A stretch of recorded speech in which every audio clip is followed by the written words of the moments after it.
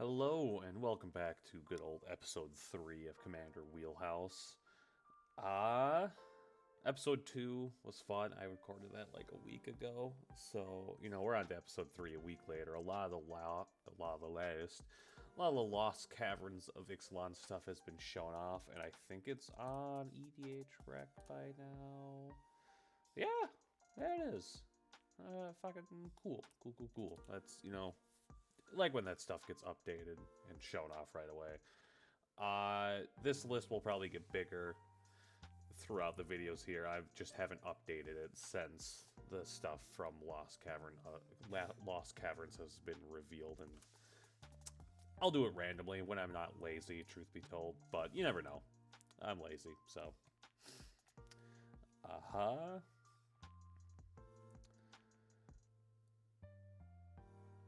Okay. So, Haste Tribal. That's not really hard. I don't think it is, at least. Oh. Yeah, it is the Haste Tribal. Okay. I think that should be a relatively easy build. It's gonna stop here, and we will get back to it when I have it built. And we are back with good old Ognis. Good old Haste Tribal making a bunch of tap treasures. I'm gonna keep it real with you. Just saw the tap treasure part. Didn't realize that's what it said at first. If that might, mess a couple things up, but we'll deal with that later. Oops. Huh. Whatever. Oh, okay. There we go. We're back. More bucks for your bang. Just trying to get more treasures out of it, or just more from the attack from him. Helm of the Hosting him and just either attacking. Helm of the Hosting him and just getting multiple of him just to get this trigger to hit multiple times. The Zorn, getting multiple good old treasures. Doubling up on the attack trigger with good old fucking Gruul Ishin, getting multiple types of tokens for just making the treasure, and then just getting Jolene to essentially do the exact same thing as Zorn, but also whenever you're just attacking an opponent. That's pretty slappers. Jolene is in the wheel somewhere, I believe. But these are all going to help them just get a crap ton of treasures out, along with just other artifacts, if not more of him or more of Jolene's, more of Wolfgar's. It's a fun time all around. Haste is key. Just some stuff that really helps with haste.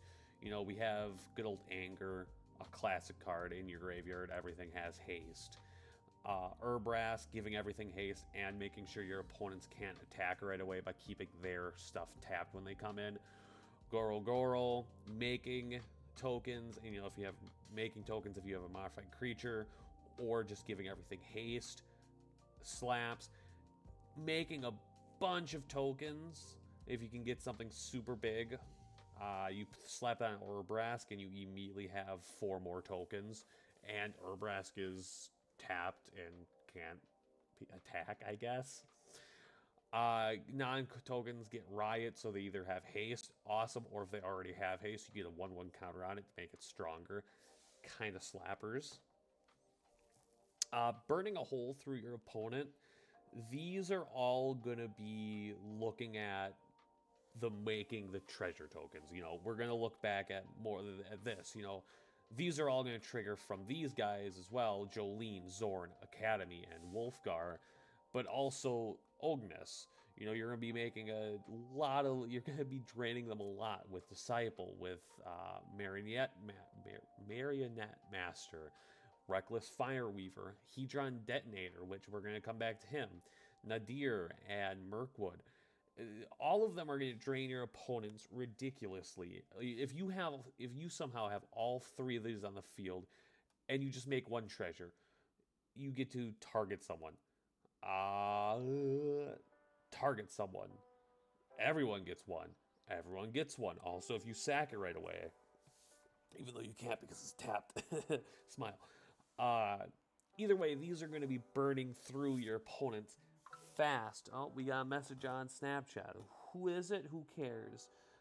I don't. Okay. Uh, then if you add on the Hedron detonator, let's say you get 2 tapped one, but you're like, wow, my opponents are almost dead. If I can just get them in the graveyard right away. Hedron detonator, you just tap them and sacrifice the 2 treasures. Boom! You get card advantage with that. This Hedron is really good, and I don't see it. Like, when I was looking through the list for Ognis, he wasn't on the list anywhere. He is very good with token making strategies. Slapper card right there. Getting some extra value with those treasures, whether it be getting 7/7 creatures, being able to kill stuff with it. Your opponent played a indestructible god. Boom, kill it. Stuff's in your graveyard. Boom, you have a giant recursion if you have enough treasures. We already talked about good old Hedron. Vat of Rebirth, being able to bring stuff back from the graveyard. Sacking stuff for 2 mana instead of just the 1. Then you have Cranial Plating. I didn't say that right. I know that already, so oops. Which you can attach at instant speed and swing in for the 1 win with if you have a lot of artifacts and they aren't blocking him. I've won with this before in the... Is it Urza who has this deck? Urza 3-color? I don't know if it was Urza or Mishra. No, it was Urza. Yeah, I swung in with a random golem that they weren't blocking, slapping Cardinal Plating on it, and my friend was like, yeah, you can't actually equip that at that speed. I'm like, it's not using the equip, it's using the attach. And he's like, huh? And looked up the ruling, and yeah, you can. It's a win card. It's a slapper card. And also dinosaurs. Let's get it. What is our end game though? We have some dinosaurs. We got some good old Helm of the Holsting. Hailfire. It's a giant X spell. If you have a lot of treasures and you have clan work crafting, the one that you can sacrifice artifacts for 2 mana with, you're gonna get a crap ton of mana. You're gonna be able to do this however many times you need to win the game, or just clear the board out, and then you can win from there. Aggravated again. I don't know what. I think this is episode 3. Aggravated Assault, amazing card with mana decks. Now, do I realize now that they come in tapped? Yeah, but you got Jolene the Plunder Queen, and you got other ways of making a lot of treasure and mana. Yeah. Ignite the Enemy. If you can get this guy in and just hit someone with it, you can kind of win the game. I really put him here just because he's a big, beefy boy. And you could, in theory, one-shot someone. So that's fun. But I wouldn't go with this guy. I would either go with burning them out or Hailfire. Those would be my 2 first wins with him, or what I would be looking for. Now, in the deck overall, I don't have a lot of... I don't have any tutors in it. Now, you're going to be, some people are like, oh, you should have tutors in the deck. Yeah, I agree. Tutors are amazing for decks. But you don't want to overdo it with tutors, because the moment you have too many tutors, or you have too much of this or too much of that, and for my group, it was tutors, your games become more high-powered, and it can just become a slog to play, because you're going to be knowing what the deck is going to do every time. Oh, you're playing the Yuriko deck? Oh, you just played your 3rd tutor. Is it Thassus or Tainted Pact this time? Or really any deck that relies heavily on tutors. It's something that me and my play group personally talked about, and we have agreed with tutors in decks not to search for like 2-card win cons. So that's like Thassa's Oracle, Tainted Pact slash Demonic Consultation, I believe. And to try and more go like if we're going to tutor for something, tutoring for a larger win con, like with having, yeah, none of these, really none of these. But overall, looking for stuff in decks that aren't going to instantly win you the game, or if they are, it's because you have 2, 3 other cards on the field. It can be not fun to play when everyone's immediately tutoring for the win, and that's me and my play group used to play at a local game store, and it was fun. Don't get me wrong, I loved playing there, and I had a lot of fun playing with the people there, meeting the people there. There was a guy there named Corbin, who looked over my dragon deck, one of my first decks that I built, and pretty much was just like, dog, this is trash. Use these websites to help you, stick on theme. Why do you have three or four counter spells? You're dragons. You don't need the counter spells. You just beat them up, dog. And it was a lot of fun, but then you'd get into the first game would always be randomly selected. So you'd be with 3 other random people. And then, you'd have the one person on the table that's like, oh, hey, yeah, I win right here on like turn 3. Because they have 2 cards on the field that no one knew was a part of their combo, or knew was part of their combo, but because this person that you're sitting across from has Mana Vault, Jeweled Lotus, all these super expensive cards that maybe you can't afford, and they just win turn 3. And it just became not fun to go for me personally and one of the other people in our group. But one person built a Winona Stacks deck, and he's like, I'm having a great time. I'm winning. And I'm like, I bet you are, dude. I'm like, and I'm happy for you. And he's like, you gotta come one time. And I'm like, I don't want to. And I explained to him, the tutoring thing, the instant win thing. And it seemed like he understood it. And it makes me sad, because I would go again. But also, I have a few proxies in decks. Oh no, the proxy word. My group's rule is as long as you have one of the card, you can proxy it.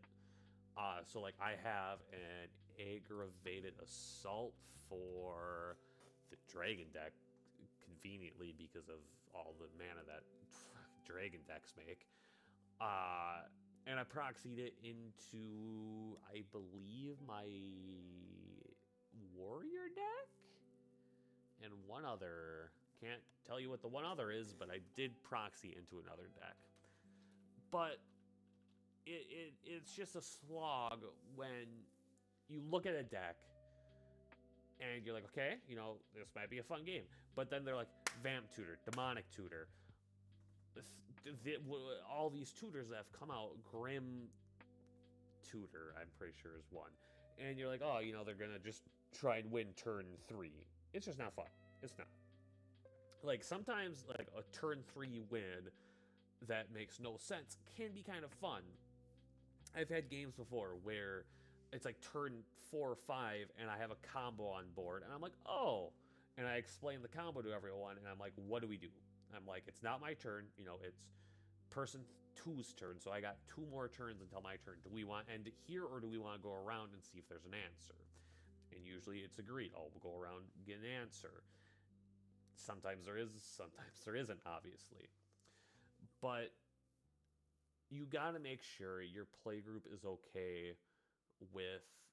You got to talk to them about proxies, about tutors, all that. If you're not comfortable with something that's going on in your playgroup, whether it's, everyone's playing level 8 decks or power level 8 decks, and I only have pre-cons, bring that up. Be like, hey, I'm bringing pre-cons, but you guys are bringing these CEDH insta-win turn 5 decks. I'm like, this isn't fair.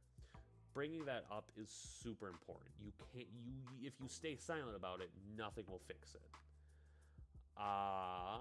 That's enough for this rant, though, and that is it for the episode overall. But that is Ognis the Dragon's Lash. Please join me again. This one should come out Friday, so the next video would be Monday, I want to say. I'll look at my schedule right now where we're still on video. Oh, we're professional here. Where is it? Upload, looking it up. Oh, no, if it's Friday, next one's Sunday. Okay, probably should keep track of that. Oopsie. Anyway, have a wonderful day if you're watching this. Thank you very much.